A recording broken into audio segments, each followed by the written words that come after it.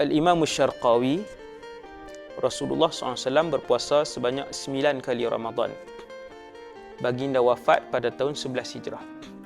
Puasa wajib pada tahun 2, 3, 4, 5, 6, 7, 8, 9, 10. Betul. 9 kali Ramadan. Nabi berpuasa 9 kali Ramadan. Selesai. 8 bulan sebanyak 29 hari. Nabi puasa Ramadan 9 kali. 8 kali Ramadan Nabi puasa 29 hari. 1 kali Ramadan Nabi berpuasa 30 hari. Jadi bulan Islam Muharram, Safar, Rabiul Awal, Rabiul Akhir ni sama ada 29 atau 30. Dia tak ada 32, tak ada 31.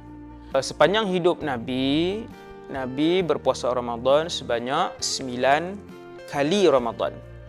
8 kali Ramadan Nabi berpuasa 29 hari dan 1 kali Ramadan Nabi berpuasa 30